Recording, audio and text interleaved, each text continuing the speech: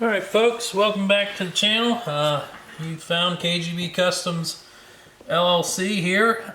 We hope to present some of the finest custom guns found on the web in a way that's both informational and mildly entertaining. Today we've got a great custom from an American institution, really. Clark Custom Guns out of Louisiana. Built this Colt Commander some years ago. The base gun is a 1978 Combat Commander. Combat meaning that it is a steel frame. Colt didn't call their original Commander a lightweight Commander, despite it having a lightweight aluminum frame and a light and slide.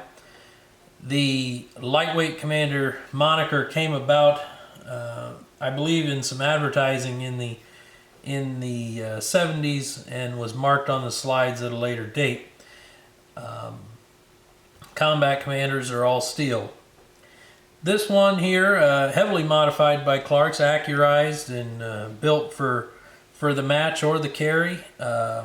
Certainly a gun you could holster, and a gun that has been accurized enough that you could shoot your local matches with it, certainly. A little bit of history on Clark Custom Guns. Jim Clark Sr. was a World War II veteran. He really wanted to be a pilot in the Second World War. When he enlisted, there was some issues that they would not let him become a pilot. And they sort of tricked him into joining the Marine Corps, saying that he would eventually get to become a pilot. Well, it turns out that didn't happen. They sent him off to sniper school.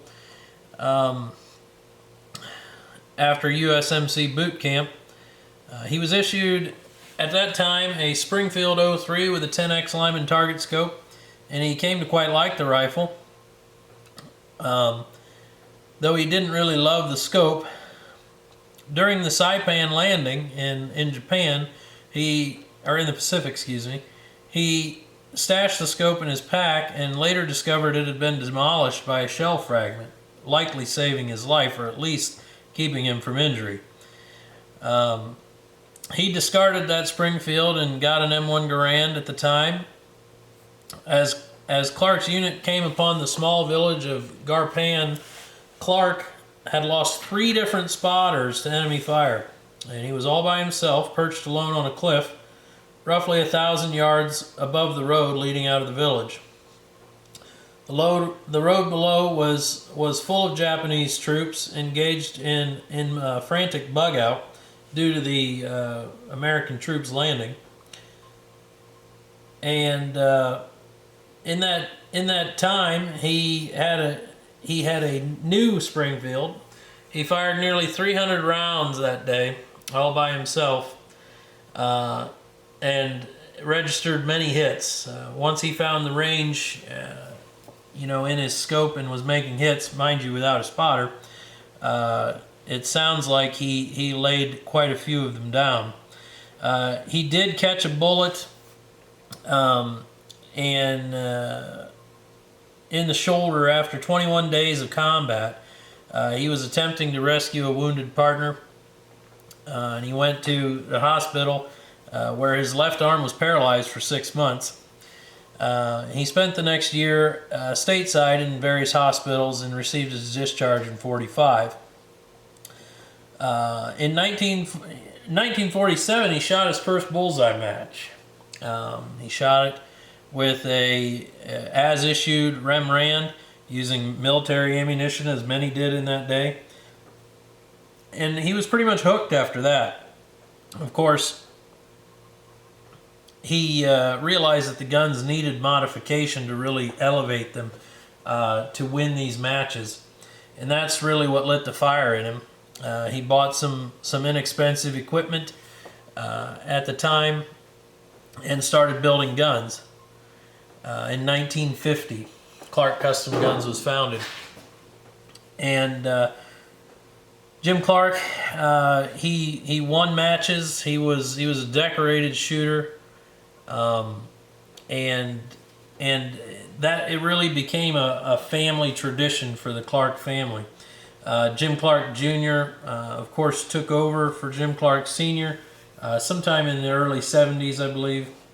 and started running the shop. They moved the shop a couple of times through the years, and I believe they're now in Princeton, Louisiana. Someone correct me in the comments if that's incorrect. There was Shreveport, Keithville, and Princeton, I believe, were the 3 locations. So, a decorated war hero, a decorated shooter. His son also, Jim Clark Jr., a decorated shooter. The company's still family owned and operated out of Louisiana. And when we talk about family, we can't go without mentioning who is today probably the most famous family member is Jerry Michalak. Jerry, very decorated shooter, fastest revolver shooter in the world, arguably. And you've seen his feats online and maybe even in person if you travel to some of the matches where he shoots. Jerry married Jim Clark Sr.'s daughter, so Jim Clark Jr.'s sister, and remained very close to the Clark family to this day. And of course his daughter, Jerry Michalak's daughter Lena, is also a decorated shooter and sponsored shooter, I believe by Smith & Wesson in Mossburg. So shooting guns runs in their blood.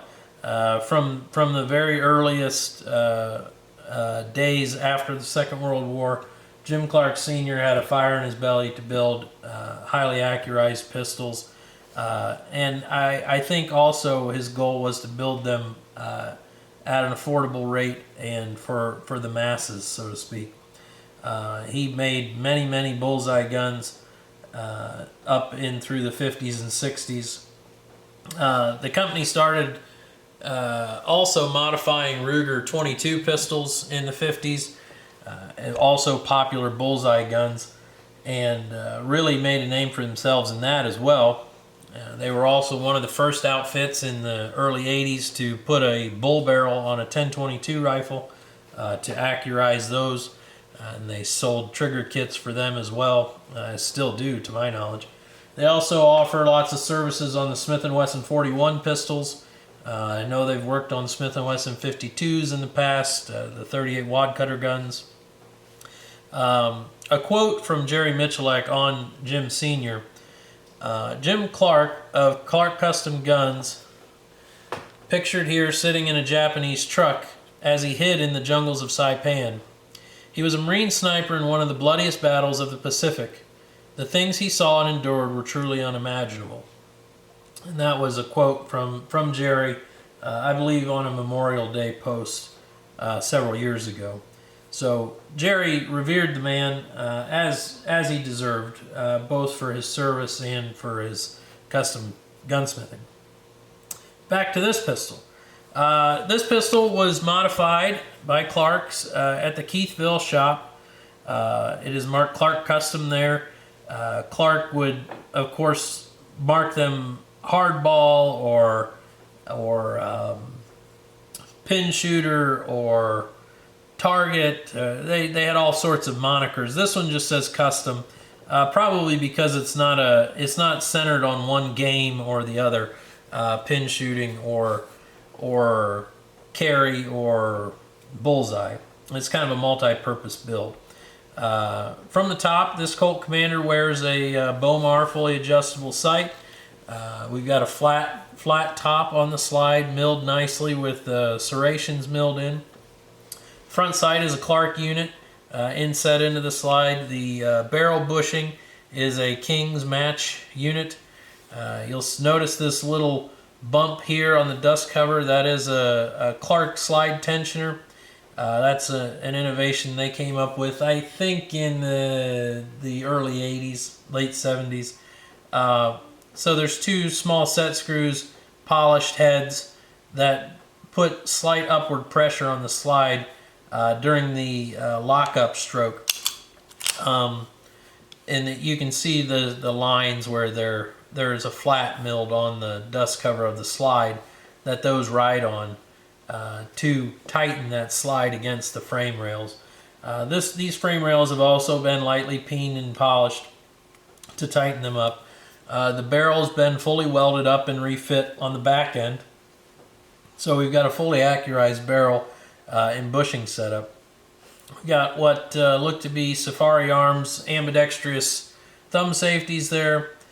Smith & Alexander grip safety, no hump. This is pinned with a pin in the top of the mainspring housing, so that's removable and should reactivate should you want to. We've got a checkered arched mainspring housing. The front strap of the frame is nice sharp checkering on it.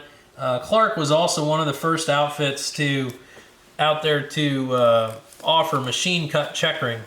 And this one is machine cut, I do believe.